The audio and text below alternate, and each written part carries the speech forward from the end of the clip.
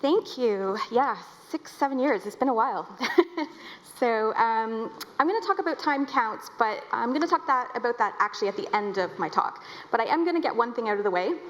Out and about and around the house. I'm Canadian, so no wondering about that if you hear my accent. So I am going to talk about Twestival a little bit, and as Mika said, I was living in London at the time. I had just finished doing my master's about Twitter, actually, and I had sort of seen this outpouring of people that wanted to meet offline. How many of you were on Twitter in 2008, 2009? Show of hands.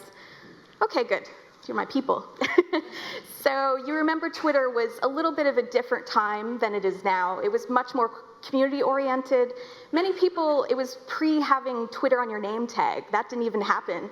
Twestival, in many ways, was an event where that was the first time that even happened. Because of the outpouring, we hosted an event in London. It was just a one-off event. People were socializing, getting together, and we decided to do it for a good cause, because what's the point of getting together if we can't do something positive as well? After that event happened, we had 250 sort of influencers in London. I started to think to myself, wow, we have all these amazing people all around the world that could host events. If we could get them together on the same day and host, events in different locations, all volunteer run, let me see if anybody's interested. So sure enough, I reached out to different communities, friends in Dubai and back in Toronto, in New York. And by the time I put this tweet out, I had 24 friends around the world that had volunteer teams that were like, yes, Amanda, we want to host an event on the same day. I knew there had to be a great cause that we could all get behind globally, and Charity Water, although they're quite well known now, in the early days, very few people knew about them, especially globally. They had no support. But within a couple of weeks, we raised $264,000 for them just by hosting offline events. More importantly, because of our mass awareness, we were able to get them in the New York Times and huge amounts of press. Twestival carried on for about 5 years, and it was volunteer run. And we were organizing basically with what we had. Google Docs, Skype calls, Hangout, he wasn't even around then, but whatever we could sort of put together, we could try and organize it. I tried different tools like hacking Salesforce with a form builder and trying different things, but nothing kind of stuck, particularly when you're working with distributed events. But here I've got these amazing, enthusiastic organizers. This is the team in Tunisia. They had actually, their Twestival had 800 people. It was, according to what they told me, the first sort of public activity, public event that they were able to host after the revolution. So I love this photo of our organizers there. After Twestival, I was ready to see if I could take on another campaign. I started working on Jamie Oliver's Food Revolution. That was very similar to Twestival in the sense that we had these distributed events, except it was someone with a brand, a very distinct, big mission, and they wanted to organize it. We ended up having 1,200 cities participating all around the world. And again, here I am, working with a brand. It wasn't a matter of having a budget. We certainly could use whatever tools, but it was after this happened. We have our lovely organizers and different people volunteering, but it wasn't until after this I had somebody interview me and said, Amanda, what tools are you using to organize all these amazing activities? And I froze. And it's not that I had been lying all along, but I had been trying different products. So when I had been interviewed in the past, I always was like, oh, we're trying out this, we're trying this. No more. I said, I'm using Google Docs. I'm using a form builder, Wufoo, match with this.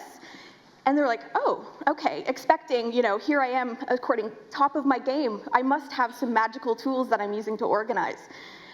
It's that when it hit me. There has to be something out there. Am I not missing it? So I started to do some research. I particularly was looking at volunteer communities because although I don't love the word volunteer, that's what we know them as. People that want to help, get involved, use their skills. And I wanted to bring these slides in mainly because I think it's sort of misunderstood how big the voluntary sector is. There are, if you look at it as volunteer land, that's what they like to call it, it's actually the 4th largest population in the world.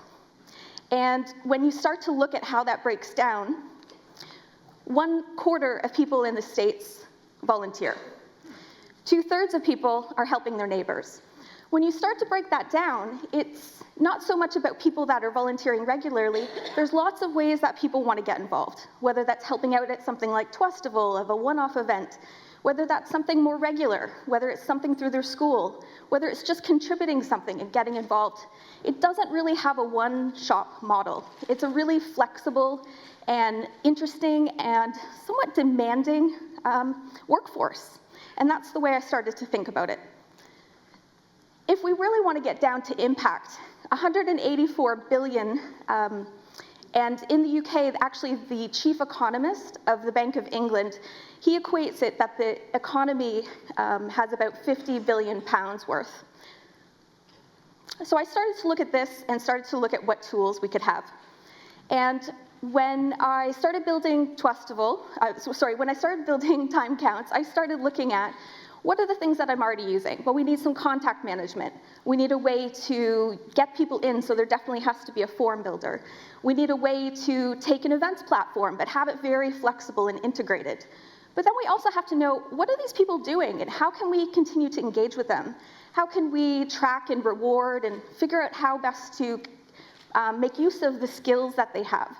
So the last 2 years, I've been building Timecounts with my team in London and Toronto. And what's really exciting for me is 6, 7 years later, Charity Water now are customers. So we now are building a way for people to get involved and participate, and yeah. And this is sort of the debut. So I'd love for anybody to get in touch if they have any questions. Thanks.